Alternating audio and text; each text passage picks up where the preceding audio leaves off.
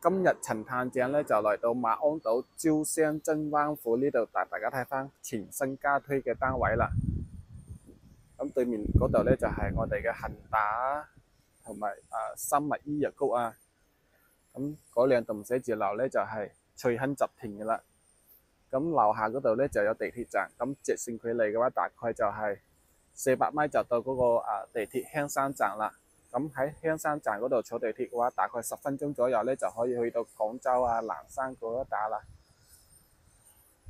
咁呢度咧就成個小區嘅大門口啊，咁睇起身嘅話都係非常之乾淨大氣嘅。咁呢個小車嘅出入口做到都係非常之靚仔嘅。咁我哋而家入翻花園嗰度睇下環境先。咁佢而家呢邊加推嘅16棟啊，咁咧佢係2梯6伙嘅。咁6伙單位咧，佢有4個單位咧係79平方3房嘅，咁有2個咧係105平方嘅4房嘅，總共就2個積咯。咁如果係79方3房嘅單位嘅話，咁總價就係105萬起步，搭埋裝修。咁105萬呢個價錢咧，喺馬鞍島講買3房嘅話，都算係比較低㗎啦。咁呢個花園都係超級之靚仔㗎，做好咗。咁呢邊嘅話仲有個會所啊。咁呢個會所咧係俾業主免費使用嘅，佢唔好似其他嗰啲會所要交錢要交月費嗰啲噼里呱呱嘅。咁呢度就會所啦。咁入邊有健身房、瑜伽室、嗰個茶室同埋嗰個SPA嘅。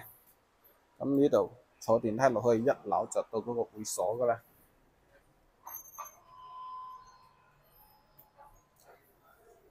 我哋落翻會所嗰度睇下先。咁佢而家賣得最好嗰個單位咧，就係79方3房嗰個啦，都係屬於一個剛需戶型咯。咁你105萬係咪先買3房喺馬鞍島呢邊嘅話，真係超級之少嘅。OK， 咁而家咧就嚟到會所呢度啦。咁呢個會所睇起身嘅環境都係非常之靚仔嘅。咁如果有會所嘅情況下，係咪先？就算係出邊好大太陽或者係落雨咁業主都可以帶埋小朋友落到呢度嚟玩。呢度洗手間係咪先？因為落雨天你冇理由話落花園嗰度玩㗎，係咪先？咁如果有個會所俾你，係咪先？就唔使成日踎喺屋企嗰度啦，可以落嚟呢邊，因為呢度有埋吧台可以飲水，有埋空調，夏天亦都唔會覺得好熱嘅。咁呢度健身房，啲業主係咪平時冇嘢做嘅情況下，或者早上落嚟做下 gym 都係唔錯嘅選擇嘅。咁呢度練瑜伽嘅。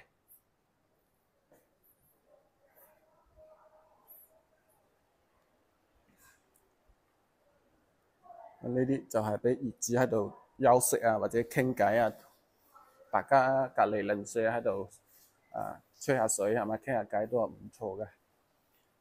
咁呢邊嘅話有茶室啦，有SPA啦，係咪先？有吧台。你會不會啦？只不過數錢，你要水管都不查。咁呢度咧就係負1層嘅地下室啦。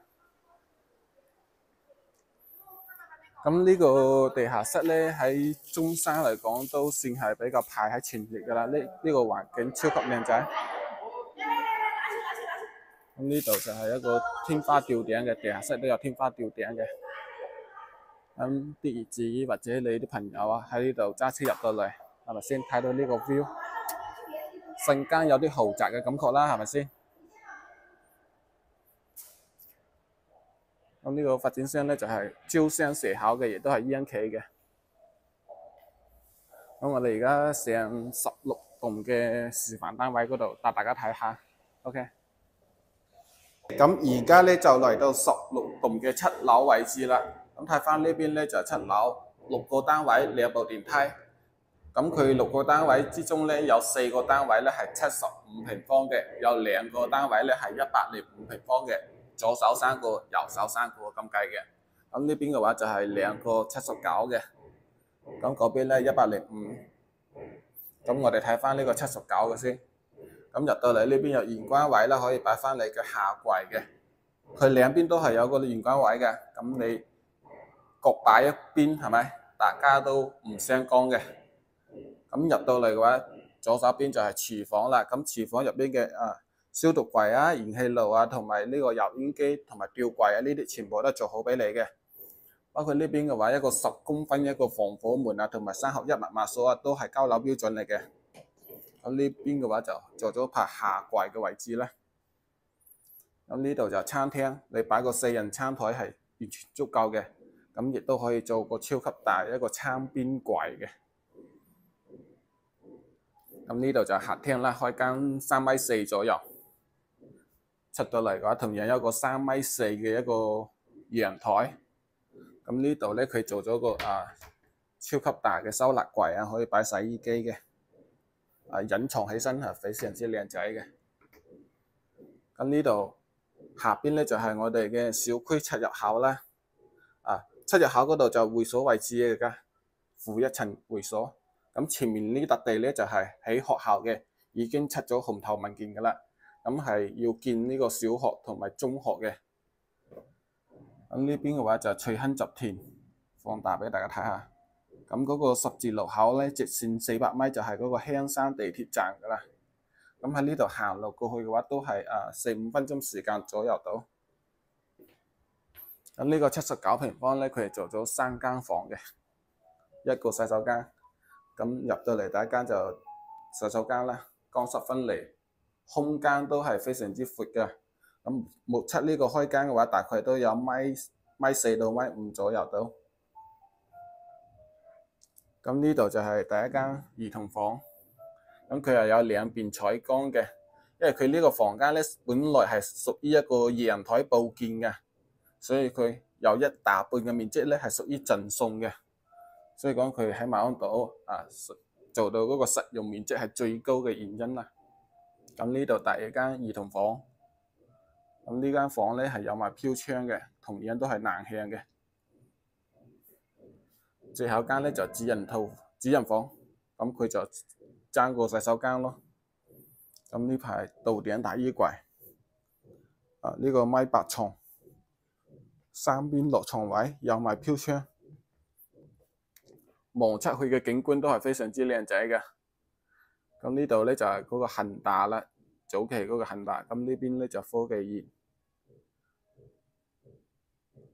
OK， 我哋而家過去105方嗰個單位睇下。咁呢個位置嘅話，你落樓行路過地鐵站都係4-5分鐘。如果喺地鐵站嗰度坐地鐵去廣州嘅話，大概都係10分鐘左右就可以去到廣州噶啦。咁樓下咧亦都有嗰個深中巴士嘅，講緊半個鐘就可以過到深圳啦。大概40分鐘咧可以去到嗰個深圳灣口岸嘅，亦都非常之方便。咁呢個105平方咧4房，而且咧係做個橫廳設計嘅。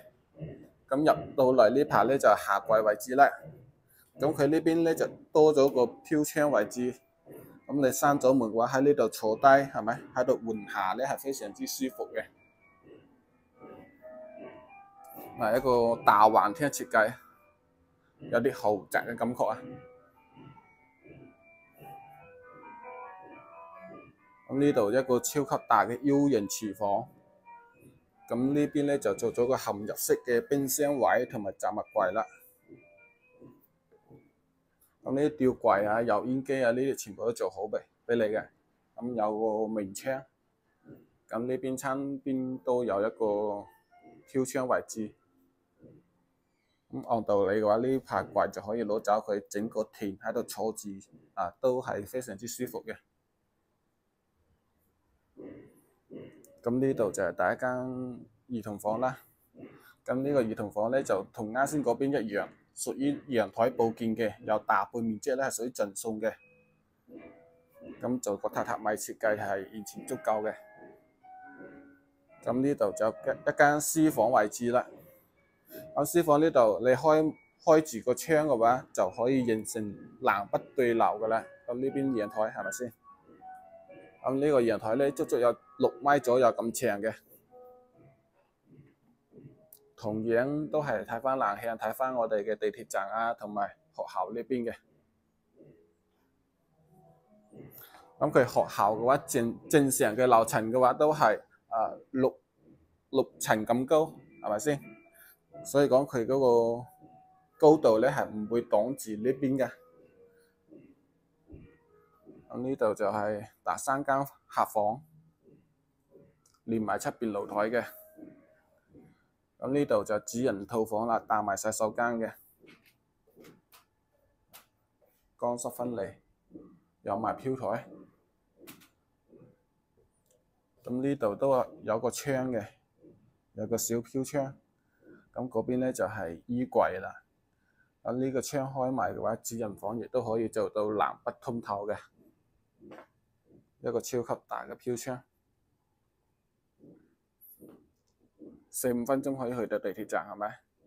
樓下咧有我哋自己嘅商場啊，有嗰個KFC 啊，同埋嗰個超市啊都有賣噶啦。咁嗰個方向咧就係嗰個客運口岸啦。咁喺呢度過到客運口岸都係7分鐘、8分鐘時間左右到。咁喺嗰個客運口岸咧，再坐船翻到尖沙咀中港城碼頭，1個鐘都唔使啊。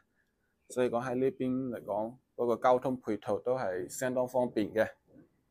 咁而家呢個79方嘅面積咧，總價就105萬。呢個105方嘅咧就總價158萬左右到，帶埋裝修嘅。咁如果有興趣嘅話，可以揾阿陳探長攞詳細資料，或者約我過嚟實地考察一下。